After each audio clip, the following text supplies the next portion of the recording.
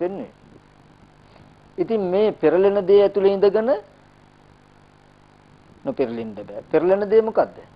මේ ස්පර්ශ ආයතන 6. මේ ස්පර්ශ ආයතන 6 ඇතුලේ තමයි අපිට ලාභයක් ලැබෙනවා නම් ලැබෙන්නේ. අලාභය ලැබෙනවා නම් ලැබෙන්නේ.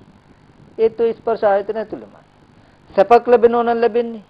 ඒත් ස්පර්ශ ආයතන 6. දුකක් ලැබෙනවා නම් ලැබෙන්නේ. ඒත් ඕකෙමයි.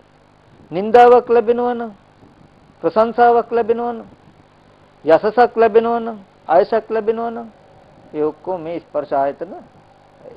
ඔය ස්පර්ශ ආයතන 6 ඇතුලේ ජීවත් වෙන, ඒ කියන්නේ අපි මේ දැන් ජීවත් වෙන ක්‍රමයට ජීවත් වෙමින් කවදාවත් නොපෙරළී ඉන්න බෑ. පෙරළෙන දේ ඇතුලේ ඉන්න කෙනා පෙරළෙනවාමයි.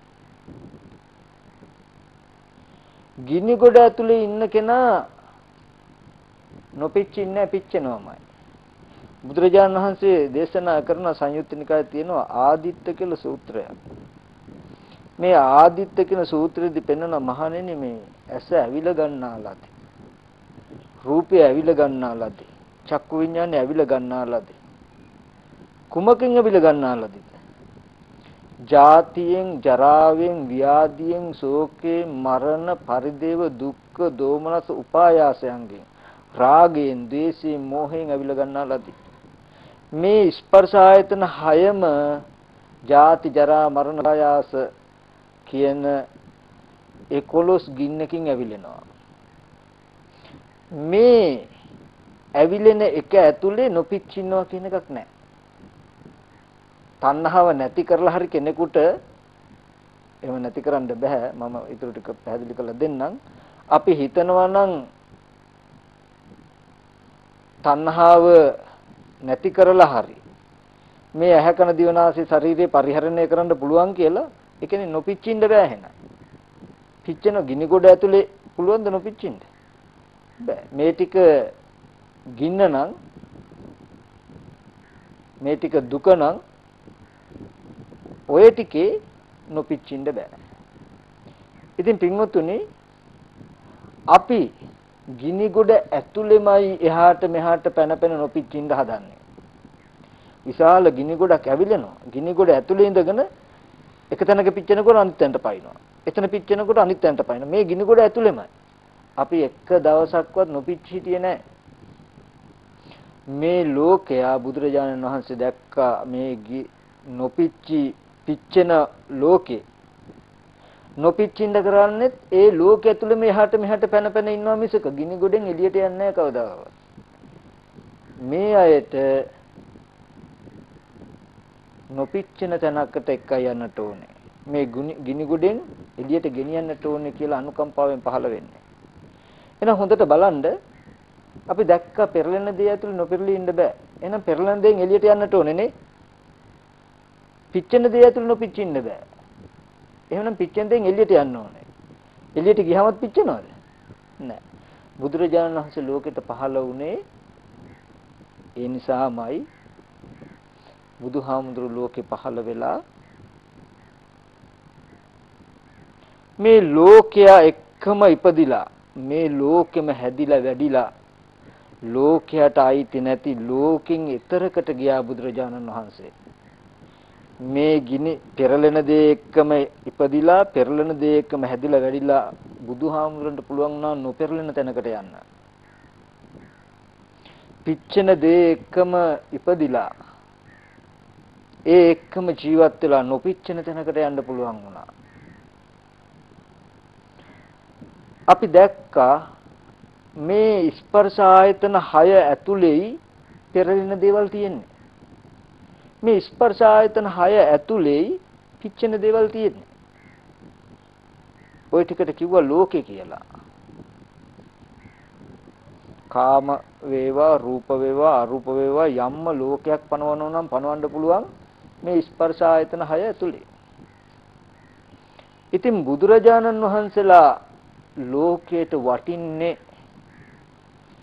මෙන්න මේ ස්පර්ශ ආයතන 6න් එළියට යනවා කියන එකක්. ස්පර්ශ ආයතන 6 ඇතුලේ ඉන්න කෙනා කෙනෙකුට කවදාවත් වෙනවා කියන එකක් වෙන්නේ බිත්තරයක් ඇතුලේ ඉපදිලා බිත්තරයක් ඇතුලේ ජීවත් වෙලා බිත්තරයක් ඇතුලේ මැරෙන කෙනා ඉන්නේ බිත්තරයක් ඇතුලේ කියන එකවත් දන්නේ නැහැ.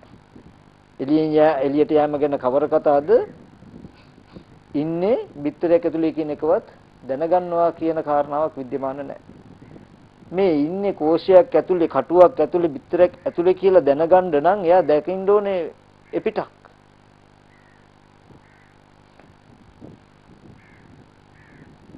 අපි නිදාගෙන ඉන්නකොට හීන දකිනවා. ඒ වෙලාවට අපිට ඒක ඇත්තයි. අපි මෙච්චරලා හිටියේ මෙච්චරලා දැක්කේ හීනයක් කියලා අපි දකින්න නම් අපි අවදි වෙන්න ඕනේ. නැගිට්ටොත් තමයි දන්නේ මෙච්චරලා අපි හිටියේ හීනෙක කියලා.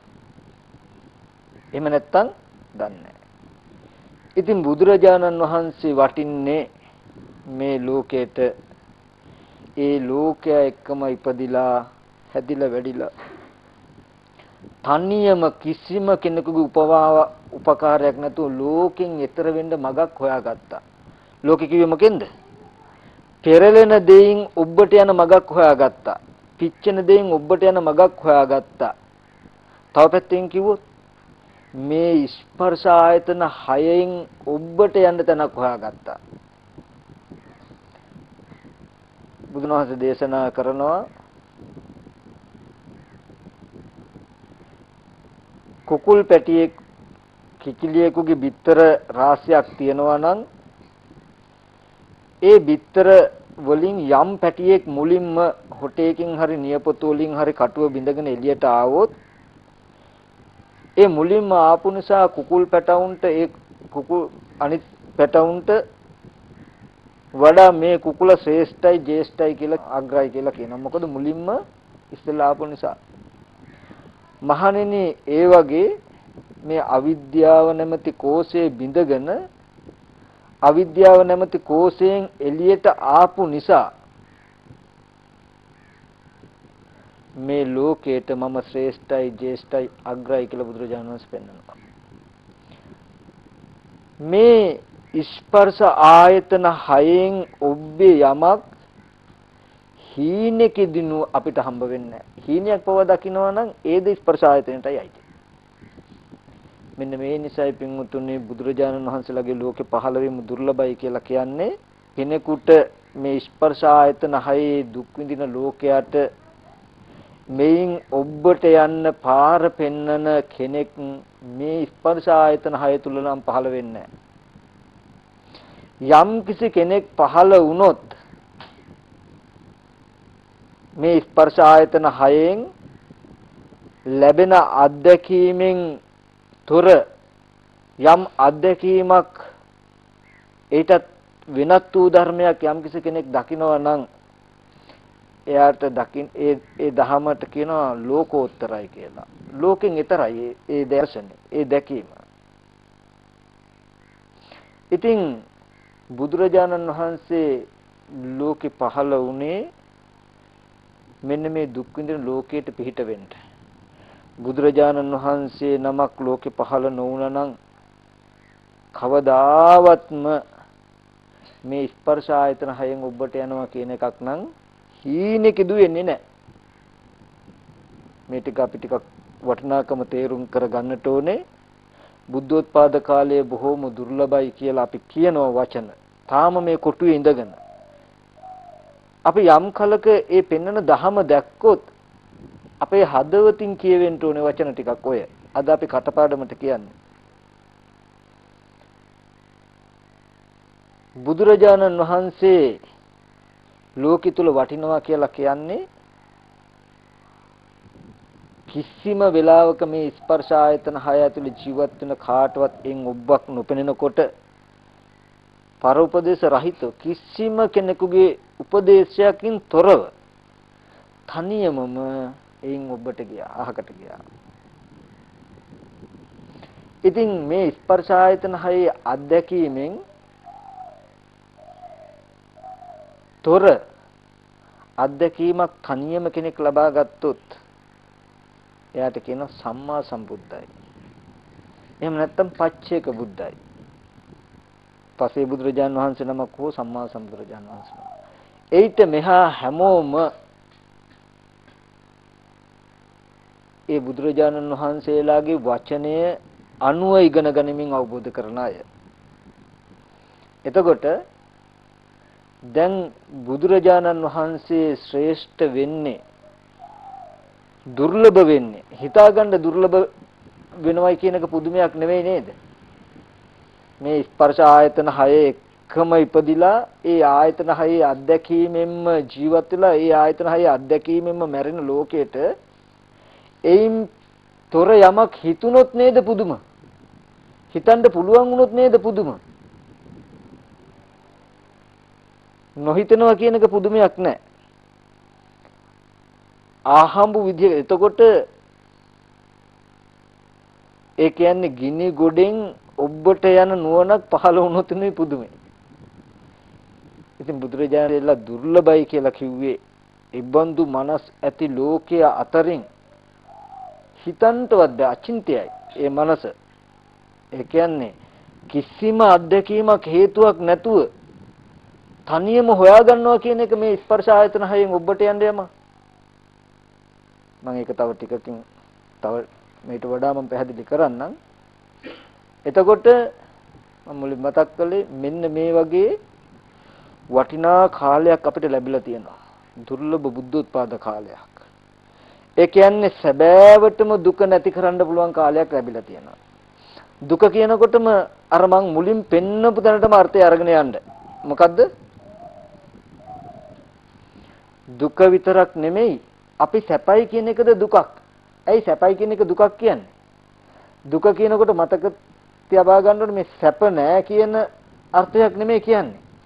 යම් සැපක් තියෙනවා නම් ඒ සැපේ තුල තැවරිලා තියෙනවා නම් මේ වගේ ආදීනව ගොඩක්. නුවණැති උත්මයෝ ඒ සැපට සැපක් කියන්නේ ඒ සැපට කියන්නේ දුකක්. දුකත් සැපයි දුකත් දුකයි සැපත් දුකයි කියන කරුණ. එහෙනම් මෙන්න මේ දුක සම්පූර්ණ කැටි කළා ගත්තහම බුදුරජාණන් වහන්සේ පෙන්වනවා පංච උපාදාන ස්කන්ධ ලෝකයයි මේ දුක. තව පැත්තකින් ඒ දුකට ඒ ලෝකෙට නමක් කිව්වොත් 12 ආයතනයයි ලෝකෙ කියලා කියන්නේ.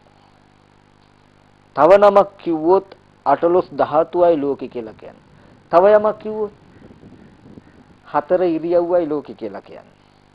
අපි එක්ක ඉඳගෙන ඉන්නවා, එක්ක හිටගෙන ඉන්නවා, එක්ක නිදා ගන්නවා, එක්ක ඇවිදිනවා. ඔය 4 ඉරියව්වෙන් යමක් හිතන්න පුළුවන්ද ඔයගලන්ට? පුළුවන්ද? පුළුවන් වුණොත් තමයි පුදුමේ. ඔය 4 ඉරියව්ව තමයි ලෝකෙ කියන්නේ. හැබැයි බුදුහාමුදුරු ලෝකෙන් ඈතරට ගියා. ඒකයි මම මේක කියනකොට ඕගොල්ලන්ට ප්‍රශ්නයක් වෙන්න පුළුවන්. ප්‍රශ්නයක් නොවුනොත් තමයි ප්‍රශ්නේ. ඒ කියන්නේ ලෝකේ ඉන්න ඕගොල්ලන්ට ලෝකෙන් එපිට යමක් කියනකොට තේරුනොත් තමයි පුදුමේ. ඇයි? ස්පර්ශ ආයතන 6 ඇතුලේ අත්දැකීමම පමණක් ජීවත් වෙන්න කෙනෙකුට එයින් බැහැර යමක් කිව්වොත් ඒක තේරුනොත් තමයි පුදුමේ. නොතේරුනොත් පුදුම නැහැ. ඕගොල්ලන්ට තේරුනොත් ඒ කියන්නේ ඕගොල්ලන්ට නුවණක් තියෙනවා ලෝකෝත්තර නුවණක්. ටග්ගල එහෙම නුවණක් තියෙන කෙනෙකුට මේ කියන්නේ මොකද්ද කියන එක ටග්ගල තේරෙනවා.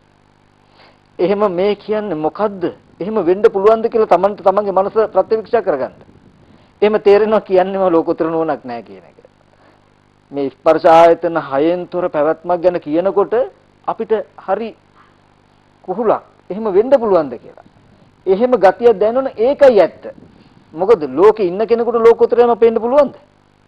බෑ. ලෝකෝත්තරයමක් පෙවුනොත් ලෝකෙන් ඊතර වූ ඥාන දර්ශනයක් ලැබුණොත් එයා ලෝකෝත්තරයි.